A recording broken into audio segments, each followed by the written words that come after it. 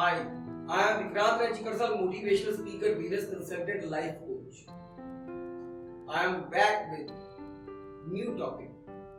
So today's our topic is sales. आप चाहे बड़े व्यापारी हो, एम्प्लॉई हो, एम्प्लॉयर हो, किसी ऑर्गेनाइजेशन में काम कर रहे हो, छोटे से बड़ा कारोबार कर रहे हो, आप किसी MLM में काम कर रहे हो, मल्टी लेवल मार्केटिंग में, आप किसी इंश्योरेंस कंपनी में काम कर रहे हो, बैंकिंग में हो या किसी अदर डिपार्टमेंट में हो,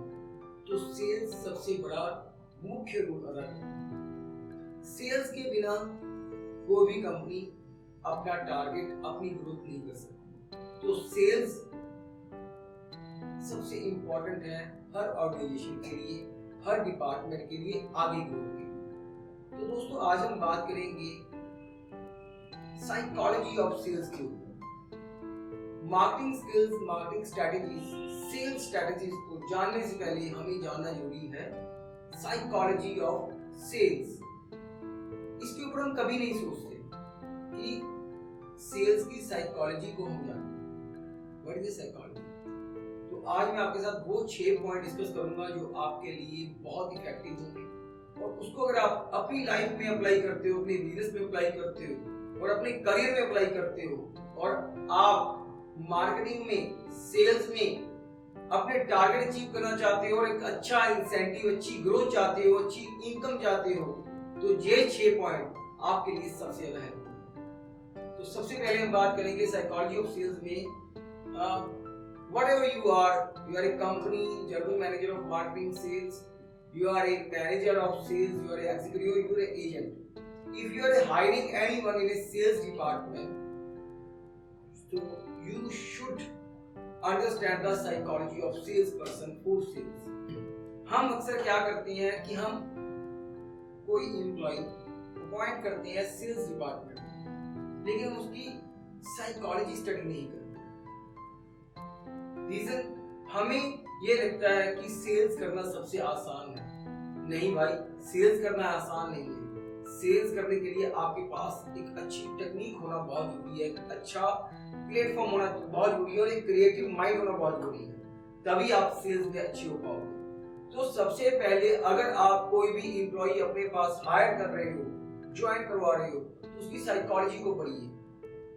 उसकी ट्रेनिंग में उसको जज करिए कि ये इस प्रोफाइल के लिए सूटेबल है, क्या इसको ये प्रोडक्ट समझ आ रहा है, और क्या ये क्रिएटिव है, क्या ये अपने प्रोडक्ट को अच्छे से एक्सप्लेन करके लोगों तक पहुंचा पाएगा, क्या ये कंपनी को ग्रोथ दे पाएगा। तो psychology is the first step to appoint a sales person for sale. किसी बंदे ने ग्रेजुएशन की नॉर्मल आर्ट्स में, उसको सेल्स की कोई क्वालिफिकेशन, कोई उसके पास नॉलेज नहीं है, आप उसको अपॉइंट करते हो और उससे अच्छे रिजल्ट की उम्मीद करते हो, लेकिन अगर वो सेल्स के लिए बना ही नहीं है तो वो सिर्फ कंपनी का, अपना और अपने सीनियर्स का सिर्फ टाइम खराब करेगा और कुछ नहीं करेगा। तो फर्स्ट स्टेप, आपने अगर कोई भी एजेंट हायर करना है, अगर कोई ब्रांच मैनेजर आगे सेल्स मैनेजर अपॉइंट करता है और सेल्स मैनेजर आगे एजेंट हायर करता है, या MLM कंपनी में हम अपनी चेन को जोड़ने के लिए अपने साथ आगे टीम जोड़ते हैं, तो सबसे पहले उस इंसान को समझें जिसको आप अपॉइंट करने के बारे में सोचो। Second step, sales person should understand the psychology of market trends. अब आपने जो सेल्स पर्सन हायर किया है, अब उसकी ड्यूटी क्या बनती है कि वो बंदा सबसे पहले वो मार्केट, जिस टेरिटरी में वो काम कर रहा है, जिस एरिया में वो काम करेगा, उसको अंडरस्टैंड करेगा कि उस एरिया में किस तरह के लोग ज्यादा रहते हैं, कितने ज्यादा बिजनेस क्लास रहते हैं, कितने ज्यादा जॉब वाले बंदे हैं और कितने ज्यादा स्टूडेंट्स वहां पर हैं, कितने बच्चे बाहर से वहां पढ़ने आते हैं, किस तरह का लोगों का ट्रेंड है, किस तरह का लोगों का रहना सहना है, ये चीजें वो सबसे पहले सर्च करें। अगर आप इंश्योरेंस सेल कर रहे हो तो सबसे पहले ये जानना जरूरी है कि वहां के लोगों की पेइंग कैपेसिटी क्या है, दूसरा ये जानना जरूरी है कि लोगों का टेस्ट क्या है, वो किस तरह की इंश्योरेंस को लाइक करेंगे,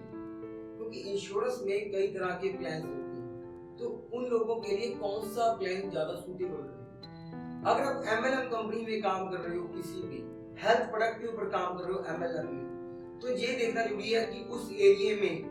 कितने परसेंट लोग अपने लिए हेल्थ कॉन्शियस है। ये आप कैसे पता लगाओगे, वहां के जिम इंस्ट्रक्टर से, वहां पे कितने जिम है, कितने हेल्थ क्लब है और कितने लोग जिमिंग करते हैं, कितने लोग वहां पे एक्सरसाइज के लिए जाते हैं। तो इससे आपको आइडिया होगा कि कितने लोग हेल्थ कॉन्शियस हैं और उनको किस तरह से प्रोडक्ट सेल किया जा सकता है। तो फर्स्ट ऑफ ऑल ट्रेंडिंग क्या है, मार्केट एरिया कैसा है, इसको स्टडी करना बहुत जरूरी है अगर आप अपनी सेल का टारगेट अचीव करना चाहते हो। तो सेकंड, सेल्स पर्सन की ड्यूटी बनती है कि वो वहां की साइकोलॉजी संभाले, वहां की साइकोलॉजी को समझे कि मैं कैसे यहाँ पे अपने प्रोडक्ट को सेल कर पाऊंगा और किन तरह के लोगों के साथ मेरी डीलिंग। थर्ड पॉइंट हम बात करेंगे, understand the psychology of competitive products, it's pros and cons, उसके बेनिफिट क्या हैं, नुकसान क्या हैं, and how I can create और impact of my own product. मैं अपने प्रोडक्ट को उस मार्केट में कैसे लॉन्च कर सकता हूँ, कैसे अच्छे से बेहतर से बेच सकता हूँ अगर मुझे अपनी कॉम्पिटिटिव प्रोडक्ट का पता होगा। फॉर एग्जांपल, आप अगर किसी एमएलएम कंपनी में काम करते हो, हेल्थ प्रोडक्ट्स के ऊपर काम करते हो, बहुत सारी एमएलएम कंपनीज काम करती है, सब कंपनी अपनी स्ट्रेटजीज, अपने बेनिफिट्स लेकर मार्केट में आती है, लेकिन हमें ये स्टडी करना है कि उस कंपनी के प्रोडक्ट में क्या क्वालिटी है जो हमारे पास नहीं है, और उस कंपनी में के प्रोडक्ट में ऐसी कौन सी कमी है जो हमारे प्रोडक्ट में वो कमी नहीं है। फॉर एग्जांपल, एक हेल्थ प्लान है, उस हेल्थ प्लान के एग्जांपल लेके चलता हूं कि दो कंपनियां हैं। एक कंपनी आपको हेल्थ प्लान देती है जिसमें वो कहती है कि कोविड-19 आपका 1 महीने के बाद कवर होगा, और दूसरी आपको कहती है कि उसमें कोविड-19 आपका पहले दिन से कवर है। बेशक उस कंपनी के कुछ और फीचर्स बेहतर हैं, लेकिन जो आपने प्रोडक्ट सेल कर रहे हो उसमें भी कुछ फीचर्स उससे अलग होंगे, उससे बेहतर होंगे। तो हमें अपने आप को, अपने प्रोडक्ट को मार्केट में बेहतर से लॉन्च करने के लिए, उसकी अच्छी सेल के लिए हमें हमारे प्रोडक्ट की जो एक्स्ट्रा ऑर्डिनरी क्वालिटीज हैं उसके ऊपर फोकस करना होगा, ताकि हम जो कॉम्पिटिटिव प्रोडक्ट चल रहा है उसको बीट कर सके, उसको मार्केट से रिमूव कर सके या उसको अच्छे से टक्कर दे सके और अपनी सेल को भी ऊपर लेके जा सके। एंड फोर्थ पॉइंट मैं आपसे बात करूंगा, राइट इट डाउन। अब क्या है कि हम सर्वे करते हैं, हर सेल्स पर्सन सर्वे करता है, रिसर्च करता है, अपने प्रोडक्ट को लेकर लोगों को बताता है, समझाता है, उसकी जानकारी देता है, लेकिन उसको नोट करना बहुत जरूरी है। अगर आप अपनी स्टोरी क्रिएट करेंगे कि ए प्रोडक्ट, ए नाम का प्रोडक्ट ये क्वालिटी के साथ मार्केट में आता है, और आप बी प्रोडक्ट सेल कर रहे हो, बी नाम का प्रोडक्ट आप सेल कर रहे हो, उसमें ये खूबियां तो हैं, लेकिन ए के मुकाबले इससे ज्यादा बेहतर क्वालिटी भी आप प्रोवाइड कर रहे हो, लेकिन जो ए नाम का प्रोडक्ट है वो ट्रेंडिंग में है, एक ब्रांड है, लेकिन आपका प्रोडक्ट, बी नाम का प्रोडक्ट ब्रांड नहीं है, ट्रेंडिंग में नहीं है, लोग उसको लाइक नहीं कर रहे, उसको जानते तक नहीं। तो आपको एक स्टोरी क्रिएट करनी होगी ट्रेंडिंग प्रोडक्ट और ब्रांड को टक्कर देने के लिए, कि उसमें ये क्वालिटीज हैं, उसमें ये कमियां हैं, उसके कंपैरेटिवली मेरे प्रोडक्ट में ये क्वालिटी है,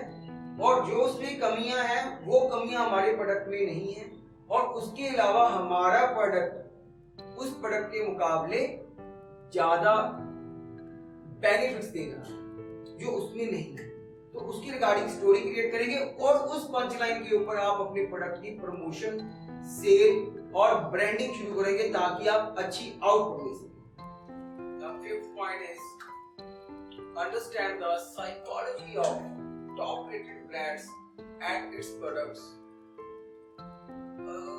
सबसे पहले हमें ये जानना जरूरी है कि जो हमारे कंपटीटर हैं और जो मार्केट में टॉप रेटेड ब्रांड्स हैं जिसके ऊपर लोग ट्रस्ट करते हैं, वो किस साइकोलॉजी के साथ बेचते हैं, किस तरह लोगों के इमोशंस को पकड़ते हैं, किस तरह से वो एक हेल्थियर एडवर्टाइजमेंट करते हैं, और उनके जो सेल्स पर्सन है, जो सेल्स रिप्रेजेंटेटिव्स हैं, वो किस तरह की टेक्निक यूज करते हैं। अक्सर हम जब मार्केट में काम करते हैं तो हमारे कंपटीटर भी मार्केट में काम कर रहे हैं, तो अक्सर हमारी उनसे मुलाकात होती है, हम उनको मिलते भी हैं, देखते भी हैं, और कई बार हमारी उनसे बातचीत भी होती है। तो हमें ये जानना जरूरी है कि जो आपका कॉम्पिटिटिव ब्रांड है या जो आपका टॉप रेटेड सेलिंग ब्रांड है, उसके जो सेल्स पर्सन है वो ऐसी कौन सी टेक्निक यूज करते हैं और जिससे उनकी सेल ज्यादा इफेक्टिव। तो उनसे बातचीत करिए, उनसे जानने की कोशिश करिए कि वो लोग ऐसी कौन सी टेक्निक को फॉलो करते हैं। दो तरह की एमएलए कंपनी काम करती हैं एक ही मार्केट में, सेम प्रोडक्ट सेम फीचर्स के साथ, लेकिन एक MLM company, multi level marketing company, बहुत अच्छी टीम जोड़ रही है, वहीं दूसरी उस मुकाबले की सर्विस नहीं दे पा रही या उस मुकाबले की सेल नहीं कर पा रही। तो कहीं तो कमी होगी। जब एक ही प्रोडक्ट दो कंपनियां सेल कर रही हैं और एक कंपनी बहुत अच्छे से सेल कर रही है और दूसरी नहीं कर पा रही, तो जो नहीं कर पा रही या उसके सेल्स रिप्रेजेंटेटिव में कहीं कमी होगी, जो उस कंपनी के प्रोडक्ट में कहीं होगी। तो हमें साइकोलॉजी जानना जरूरी है उस टॉप रेटेड ब्रांड की और उसके सेल्स रिप्रेजेंटेटिव की, ताकि आप अपने बिजनेस की ग्रोथ कर सकें, अपनी सेल की ग्रोथ कर सकें, अपना टारगेट अचीव कर सकें। तो राइट इट डाउन, सेम जो सीखते हैं उसको अपनी बुक में नोट करें और उसके रिलेटेड स्टोरी बनाएं, एक स्क्रिप्टिंग तैयार करें अपने खुद की, एक कंपनी मार्केट की पूरी पहचान करें। अक्सर हम क्या करते हैं कि अब हम काम कर रहे होते हैं, सेल्स कर रहे होते हैं, सिर्फ सेल्स कर रहे होते हैं, कई बार हमें हमारे प्रोडक्ट के ऊपर भी ट्रस्ट नहीं होता, और जिस कंपनी में हम काम कर रहे थे हमें उस कंपनी पे भी ट्रस्ट नहीं होता, जिसके कारण हम आउटपुट नहीं दे पाते, रिजल्ट्स नहीं दे पाते, वो सेल्स नहीं कर पाते। वहीं दूसरी कंपनी अपने एम्प्लॉइज को ट्रस्ट पैदा करती है, अपने एम्प्लॉइज को सेलिंग स्किल्स के बीच में ये भी सिखाती है कि दिस इज योर ब्रांड, जिससे उनके अंदर एक एनर्जी और एक इंटरेस्ट और ट्रस्ट पैदा होता है। सो दोस्तों, अगर आप भी अपनी सेल की ग्रोथ करना चाहते हैं तो अपने कंपटीटर, अपने टॉप रेटेड ब्रांड के जो सेल्स पर्सन है उनसे मुलाकात करिए, उनसे टेक्निक जानने की कोशिश करिए जो कि सबसे बेस्ट होगी। 6th पॉइंट जो लास्ट में आपसे बात करूंगा, last point, don't call on this hour और दिस टाइम। अब आप कहेंगे थोड़ा सा अटपटा सा हेडिंग है, लेकिन नहीं, आप अपनी ऑडियंस के बारे में जानिए कि आपकी जो ऑडियंस है, जो आपकी क्लाइंटेज है, वो किस तरह की है। आपके पास डाटाबेस पहुंचता है कॉलिंग के लिए, अपनी क्लाइंट को अप्रोच करने के लिए, तो हम ज्यादातर क्या करते हैं, वो डाटे को बिना जाने पहचाने, बिना उसकी छानबीन किए कॉलिंग स्टार्ट कर देते हैं, जिसके कारण क्या होता है, या तो हमें अच्छा रिस्पांस नहीं आता और या लोग फोन ही पिक नहीं करते। सबसे पहले अपनी ऑडियंस का इंटरेस्ट देखें और जो आपका प्रोडक्ट है उस प्रोडक्ट के अकॉर्डिंग उस डाटे के सेगमेंट को देखें कि डाटा किस सेगमेंट से है, ये किस तरह के लोगों का डाटा है, क्या ये बिजनेसमैन का डाटा है, क्या ये स्टूडेंट्स का है, क्या ये जॉब पर्सन का है, क्या ये हाउसवाइफ का डाटा है, किस एज फैक्टर का डाटा है और किस तरह के एरिया का डाटा। कॉलिंग से पहले जब आपको डाटा प्रोवाइड हो, आपके पास डाटाबेस आए, तो ये पहले ध्यान में रखिए आप किस प्रोडक्ट के लिए कॉल कर रहे हो और किस डाटे पे। अदरवाइज आपको पॉजिटिव रिस्पॉन्स नहीं मिलेगा। तो फर्स्ट ऑफ ऑल साइकोलॉजी को देखें कि जो डाटाबेस है वो किस साइकोलॉजी के साथ है, क्या आपके प्रोडक्ट के कंपैटिबल है और नहीं। आप अपने प्रोडक्ट को कैसे मार्केट में अच्छा बेच सकते हो और कैसे अच्छे सेल्स पर्सन बनकर अच्छा इंसेंटिव कमा सकते हो और अपनी ग्रोथ कर सकते हो। तो ये जो 6 पॉइंट मैंने आपसे आज डिस्कस किए,